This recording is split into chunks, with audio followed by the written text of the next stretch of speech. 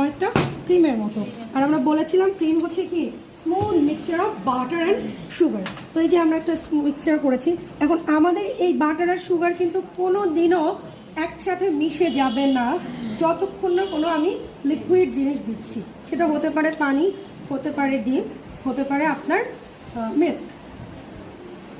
চিনি আর হচ্ছে তেল বা বাটার, এটা আপনি সারা দিন বিট করেন, ছোট হতে থাকবে, বাটার পানি ছেড়ে দিবে, কিন্তু জিনিসটা কিন্তু একদম মিশে যাবে না যতক্ষণ আমি এটার মধ্যে কী না দিচ্ছি, কোনো ওয়াটারি সাবস্টেন্স। ঠিক আছে, এখন আপনাদের কোশ্চেন আসে পাউডার সুগার।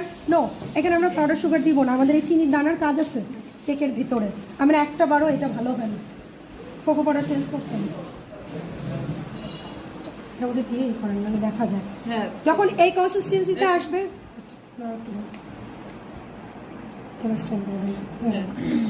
যখন এই কনসিস্টেন্সিতে আসবে, মানে 5 থেকে 7 মিনিট বিট হয়ে যাওয়ার পরে আমরা এটার মধ্যে একটা একটা করে ডিম মিশাবো। কি মিশাবো? একটা একটা করে ডিম। আপনারা দেখতে অনেকটা ক্রিমের মতো।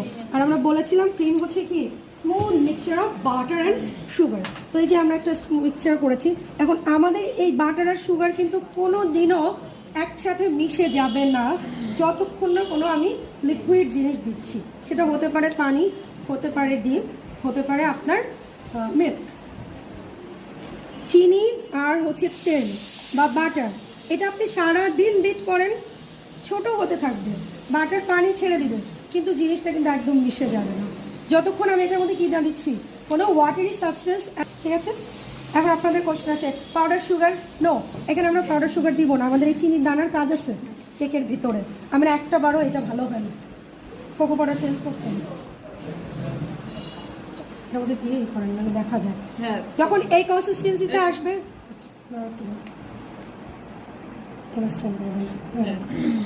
যখন এই কনসিস্টেন্সিতে আসবে, মানে 5 থেকে 7 মিনিট বিট হয়ে যাওয়ার পরে আমরা এটার মধ্যে একটা একটা করে ডিম মিশাবো। কি মিশাবো? একটা একটা করে ডিম। আপনারা